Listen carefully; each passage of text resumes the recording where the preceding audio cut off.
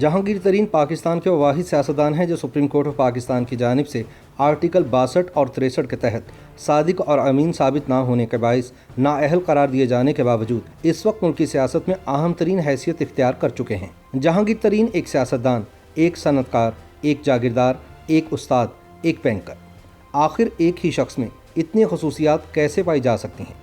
لیکن یہ ایک حقیقت ہے کہ ترین ان سب خصوصیات کے حامل ہیں، اور اس وقت وہ اپنی ہی جماعت یعنی تحریک انصاف میں ایک ہم خیال گروپ بنا کر اپنے سابق دوست عمران خان کے لیے ایک بڑے خطرے کا باعث بنتے جا رہے ہیں۔ تجزیہ کاروں کا کہنا ہے کہ اگر ترین گروپ کو کسی طرف سے گرین سگنل مل گیا تو یہ گروپ اکیلا ہی کپتان حکومت کو فارغ کروانے کا باعث بن سکتا ہے۔ یاد رہے کہ جہانگیر ترین کے والد اللہ نواز ترین پولیس افسر تھے اور سابق صدر ایوب خان کے دور میں ان کے نام کا بہت چرچا رہا۔ بنیادی طور پر ان کا تعلق تربیلا کے علاقے سے تھا، لیکن ڈیم کی زد میں زمینیں آنے پر انہیں لودھرا میں زمین الاٹ کی گئی۔ اللہ نواز ترین اس زمین پر کاشتکاری کرتے رہے۔ جہانگیر ترین نے سال 1974 میں امریکہ کی نارتھ کیرولینا یونیورسٹی سے MBA کیا۔ ایک ٹی وی انٹرویو میں جہانگیر ترین کا کہنا تھا کہ میں نے ایک دن بھی امریکہ میں رہنے کا نہیں سوچا، اور جیسے ہی میری ڈگری مکمل ہوئی میں نے واپس پاکستان آنے کا فیصلہ کر لیا۔ پاکستان آ کر جہانگیر ترین نے بطور استاد پنجاب یونیورسٹی میں پڑھانا شروع کیا، لیکن والد کی خواہش کے پیش نظر ایک بینک میں ملازمت اختیار کر لی۔ تاہم ایک ہی جگہ بیٹھ کر صبح سے شام تک کام کرنا جہانگیر ترین کو قبول نہ تھا، لہٰذا کچھ عرصے کے بعد انہوں نے یہ کام بھی چھوڑا اور لودھرا میں اپنے والد کے پاس جا کر کہا کہ وہ کاشتکاری کریں گے۔ کاشتکاری جہانگیر ترین کا پسندیدہ شوق رہا، اور پاکستان میں کارپوریٹ فارمنگ کا سب سے پہلے ٹرینڈ دینے والے بھی جہانگیر ترین ہی ہیں۔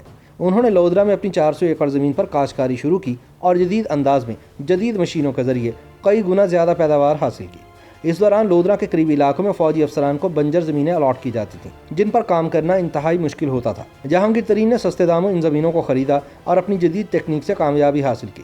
صرف یہی نہیں بلکہ ارد گرد کے علاقوں میں ٹھیکے پر زمین حاصل کرنا شروع کی، اور بعد میں کئی مقامات پر انہی زمینوں کو منہ مانگی قیمت پر خرید کر اپنے زرعی رقبے کو بڑھاتے رہے۔ زمینوں کی خرید و فروخت کے حوالے سے ان پر کئی الزامات بھی لگے اور بعض مقدمات عدالتوں میں بھی ہیں، لیکن جہانگیر ترین نے بیشتر معاملات کو اپنے پیسے کے زور پر آسانی سے حل کیا اور مفاہمت کا راستہ اختیار کرتے ہوئے زمینوں کی خریداری کرتے رہے اور ان پر جدید تکنیک کی مدد سے کئی گنا منافع حاصل کرتے رہے۔ بلا شبہ اس میں جہانگیر ترین کی انتھک محنت اور قسمت نے بھی ان کا ساتھ دیا۔ جہانگیر ترین نے جنوبی پنجاب میں گنے کی کاشت زیادہ کی اور سپریم کورٹ میں کیس کی سماعت کے دوران بتایا کہ پورے ملک میں پیدا ہونے والی چینی کا 15% صرف جہانگیر ترین کی زرعی امپائر سے پیدا ہوتا ہے۔ صرف یہی نہیں بلکہ جہانگیر ترین نے مائننگ سمیت حصص خریداری، بینکوں میں سرمایہ کاری اور مختلف شعبوں میں سرمایہ کاری سمیت ہر جگہ پر جدت اور سرمایہ کاری کا بہترین استعمال کرتے ہوئے کامیابیاں حاصل کی۔ ان کے بارے میں کہا جاتا ہے کہ یہ مٹی میں ہاتھ ڈالیں تو سونا بن جاتی ہے، اور جہانگیر ترین اسی انداز میں مسلسل کامیابیاں حاصل کرتے رہے۔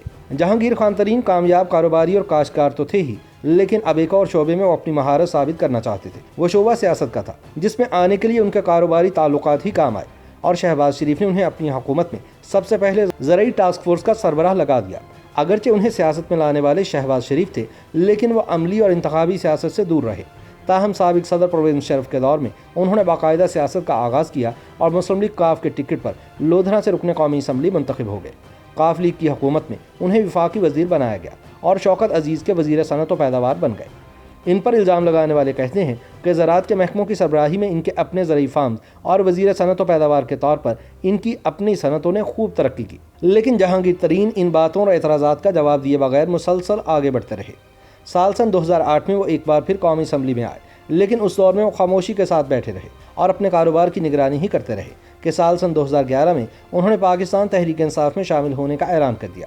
یہ وہ وقت تھا کہ تحریک انصاف طاقت کے مراکز میں بھی اپنی اہمیت تسلیم کروا رہی تھی، اور ایسے میں جہانگیر ترین کا عمران خان کا ساتھ دینے کا اعلان ان حلقوں اور خود PTI کے لیے بہت خوش آئند رہا۔ ان کے بارے میں سال 2015 میں جسٹس ریٹائرڈ وجیہ الدین احمد نے الزام عائد کیا کہ جہانگیر ترین پیسے کی سیاست کے ذریعے آگے آئے ہیں، لیکن ان کی بات کو کسی نے بھی اہمیت نہ دی، جس پر انہوں نے خود ہی تحریک انصاف سے الگ ہونا بہتر سمجھا۔